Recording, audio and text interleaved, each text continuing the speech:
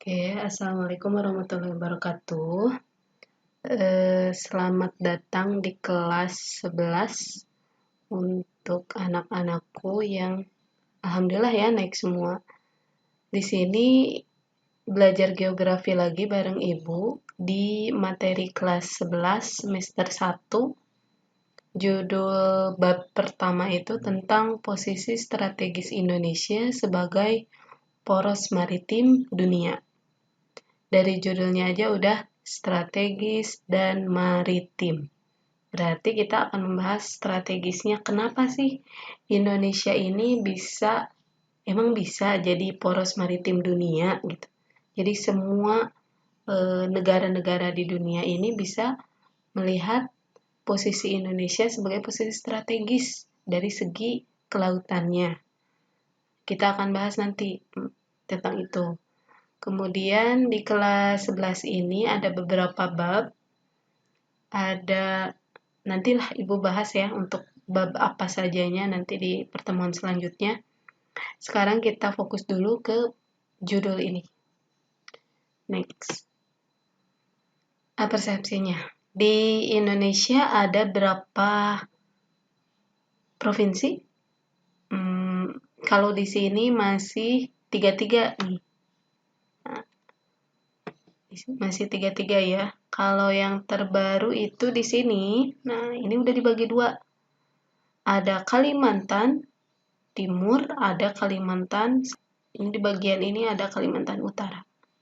Yang terbaru ya. Jadi jumlahnya jadi 34.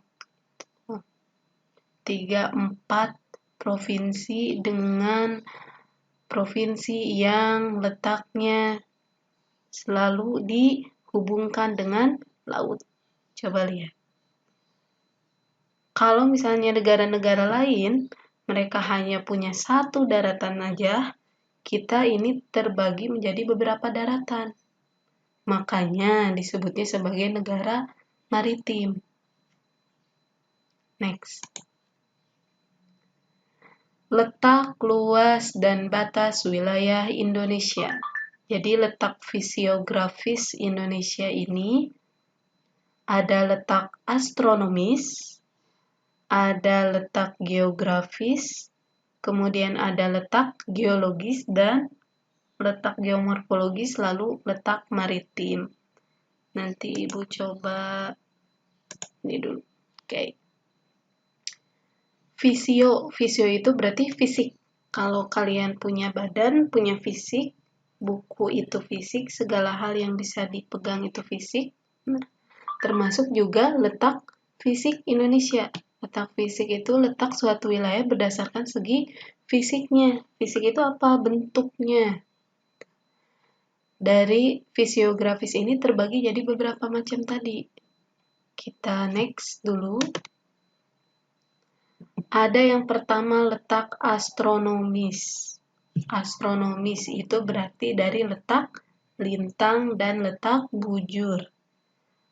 Peta letak astronomis Indonesia. Di sini ada. Kita kan biasanya kalau SMP itu udah tahu tuh. 6 derajat lintang utara sampai 11 derajat lintang selatan. Dan 95 bujur timur sampai 141 bujur timur. Dari mana letak itu taunya? Dari sini. Coba lihat. 6 derajat. 6 derajat lintang utara. Ini kan lintang. Nah, letak lintang. Makanya kita disebut ekuator karena kita berada di lintang 0. Jadi, letak astronomis Indonesia itu dari 6 derajat lintang utara sampai 11 di sini. Jadi lintang atas, lintang bawah, lintang utara, lintang selatan. Kemudian ada bujur timur. Bujur timurnya dari 95. Di mana ini? Ini kan bujur. Garis ini garis bujur. 95 bujur timur sampai 141. Ini ibaratnya kayak gini, dari pernah dengar lagunya? Lagu Indomie. Nah, wilayah Indonesia paling utara ada di Pulau W di sini. Wilayah Indonesia paling selatan ada di Pulau Rote, Kupang. Lalu wilayah Indonesia paling barat ada di kota Sabang, dari Sabang sampai Merauke. Nah, itu. Lanjutin aja. Wilayah Indonesia paling timur di sini berbatasan dengan New Guinea, Papua New Guinea. Jadi, ini yang dinamakan letak astronomis yang berdasarkan letak lintang dan bujur. Next. Yang kedua ada letak geografis. Geografi berarti letak suatu wilayah. Letak geografis ini dilihat dari apa? Kenyataan di permukaan bumi, di daratannya kayak gimana. Kalau tadi garis hayal, lintang dan bujur itu kan garis hayal. Kalau ini kenyataan di permukaan buminya seperti apa? Kita lihat. Peta letak geografis Indonesia. Di Indonesia ini diapit oleh dua benua. Ini mah pelajaran anak SMP bisa harusnya. Samudra Hindia dan Samudra Pasifik. Lalu ada benua Asia dan benua Australia. Jadi kita diapit oleh dua samudra dan dua benua. Ini udah menunjukkan letak maritim sebetulnya. Tuh, next. Lalu ada letak geologis. Geologis ini dilihat dari apa? Dari jalur pegunungan muda dunia, kita termasuk nih Indonesia. Kemudian pertemuan tiga lempeng, udah dibahas di semester sebelumnya. Lalu ada berada pada tiga dangkalan. Cek dangkalan apa saja yang ada di Indonesia, di sekitar Indonesia. Ini kenapa disebut letak geologis? Karena posisi Indonesia dipengaruhi oleh banyaknya pegunungan aktif dari Sumatera, kemudian Jawa, lalu ini ada Sulawesi, dan sebagian ada di Maluku, Papua, tapi sedikit ya, apalagi di Kalimantan ini sedikit gunung aktifnya. Dan ini, peta geologi ini menyangkut pada rawan bencana nantinya. Apakah wilayah mana saja yang sekiranya aman untuk ditempati, atau wilayah mana saja yang sekiranya sangat rawan, tidak boleh ditempati, misalnya banyaknya gunung aktif dan sebagainya. Tuh. Next. Ada letak geomorfologis. Tadi ada geografis, ada geologis, sekarang geomorfologis. Apalagi itu? Geomorfologis itu letak berdasarkan tinggi rendahnya. Ada dataran rendah, ada dataran tinggi. Nah, itu termasuk letak geomorfologis terhadap permukaan air laut. Makanya MDPL, meter di atas permukaan air laut. Yang pertama ada perbedaan suhu mempengaruhi jenis tanaman. Contoh kalau misalnya di dataran rendah, tanamannya kira-kira apa? Di wilayah yang cuacanya panas atau suhunya tinggi. Contohnya sawit atau kelapa. Nah, itu di wilayah dataran rendah. Sekarang ke dataran tinggi. Contohnya ada pohon pinus, cemara, dan sebagainya. Tuh. Jadi hutan konifer. Nanti dibahas ya tentang itu. Menentukan kandungan mineral dalam tanah. Kandungan mineral di setiap wilayah di Indonesia itu berbeda-beda. Jadi ada yang kaya akan nikel, ada yang kaya akan batu bara, kemudian ada wilayah kaya akan aspal, emas, dan sebagainya. Itu kandungan mineralnya berbeda-beda. Itu juga bisa termasuk letak geomorfologis. Lalu menentukan kepadatan penduduk. Biasanya untuk penduduk ini lebih banyak di dataran rendah atau dataran tinggi? Harusnya iya, harusnya di dataran rendah. Makanya padat wilayah perkotaan ini. Beda di wilayah pedesaan atau pegunungan, biasanya lebih sedikit. Next. Yang terakhir ada letak maritim. Maritim berarti laut. Letak suatu tempat ditinjau dari sudut kelautan. Di sini nanti kita akan bahas nih di pertemuan selanjutnya tentang batas-batas wilayah Indonesia. Itu ada 3, ada ZEE, kontinental, nanti itu dibahas ya. Contoh di sini nih. Di sini ada ZEE. Batas ZEE ini batas paling terluar wilayah Indonesia. Garis batas unilateral, tidak perlu kesepakatan dengan tetangga kalau warnanya hijau.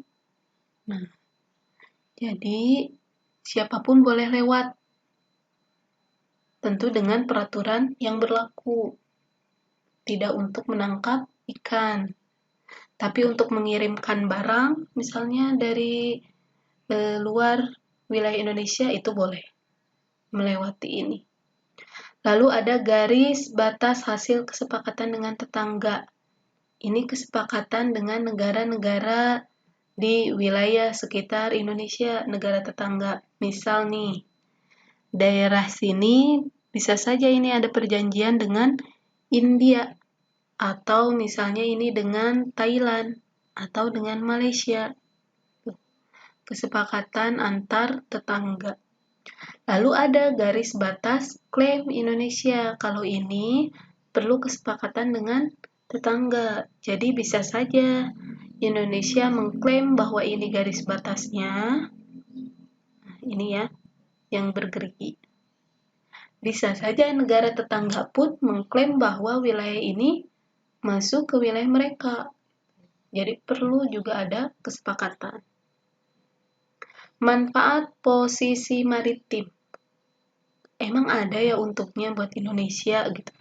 Kalau kita menjadi negara maritim. Nah, ini peluangnya ini. Yang pertama, membuka peluang kegiatan perekonomian bidang pelayaran. Pelayaran tuh misalnya apa? Perdagangan, pelayaran, perdagangan beda ya. Perdagangan misalnya perdagangan jual beli. Contoh kalau zaman dulu rempah itu melalui jalur perdagangan laut. Atau misalnya untuk wisata, bisa untuk wisata juga pelayaran. Perikanan dan pelabuhan.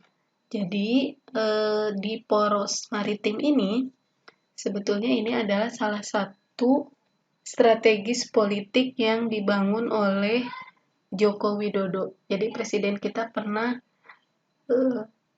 pernah membuat pernyataan bahwa kita harus membuat banyak pelabuhan di hampir seluruh dermaga yang pusat-pusatnya. Jadi pusat-pusat dermaga ini harus diaktifkan kembali gitu. Sebagai bentuk upaya bahwa membangkitkan kembali perekonomian ataupun pelayaran di wilayah maritim. Gitu.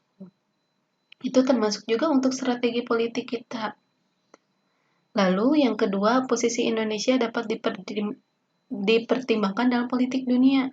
Jadi kita bisa lihat kalau misalnya ada atas apapun ya, kalau misalnya ada klaim dan sebagainya, atau kita ingin menguasai beberapa perairan di Indonesia, otomatis kalau misalnya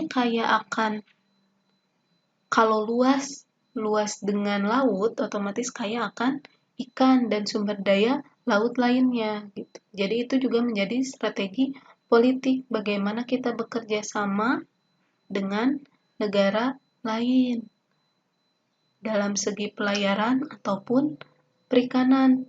Tuh. Next.